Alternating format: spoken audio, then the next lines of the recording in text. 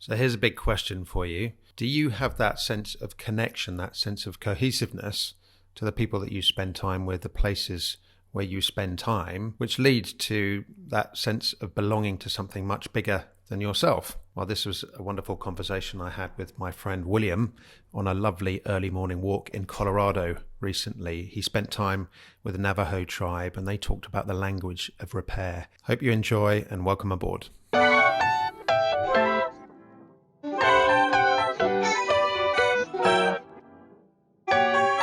Welcome aboard, everyone. I'm in the most incredible setting here in the Rocky Mountains in Colorado with my lovely friend William. We're on this fantastic early morning trail and we've had wonderful conversation on various different topics, and William was telling me that he had a big association with the Navajo tribe.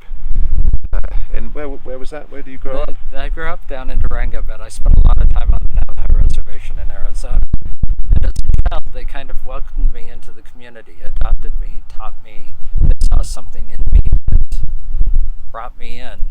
You know, it's that kind of connection to people and the human spirit in a person. And I learned much about herbology and traditional healing there while I was there.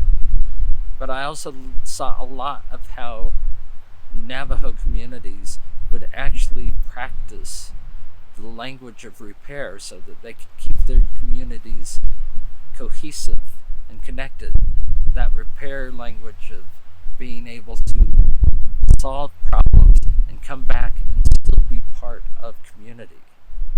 God, that's an incredible message, isn't it, really? I mean, we talked about the fact that in the modern world, when we are so easily connected on these kind of devices and social media, that actually we've lost that community connection of being in the space with each other for the sake of not only survival but for flourishing as well. And I think that's a really strong message, isn't it? Because there's a lot of people very isolated, feel very isolated these days. That's the sense that I get.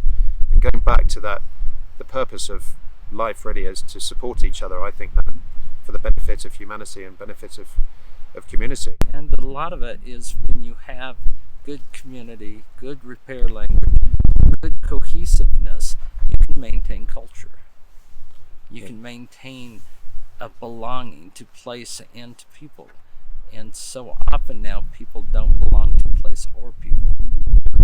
Yeah, I see that. I mean, again, the context where we are now in this incredible God's country, being able to tune into the different senses. So we've obviously been talking, we've been listening, we've been watching, we've been feeling and tasting. You've given me a little bit of a biology lesson on a few herbs here. We're using all of our senses, tuning in intuitively as well, and it's connecting. It's all about connection, isn't it, really? Just connecting to place and people. I mean, that's where you build that positive mindset, and we're both coaches, we're both life coaches, and it has to start with that positive mindset of being connected to something much bigger than ourselves. I think really that's the context for me.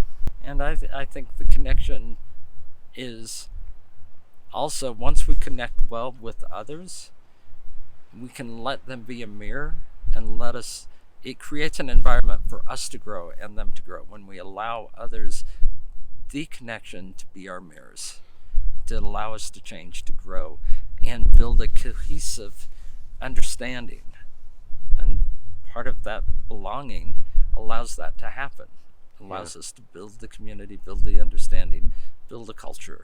Yeah, absolutely. Community, culture, understanding, belonging, such important words. So those are our philosophical thoughts on this incredible day here in Colorado. Let us know what you think in that box below. And in the meantime, keep it in the greens.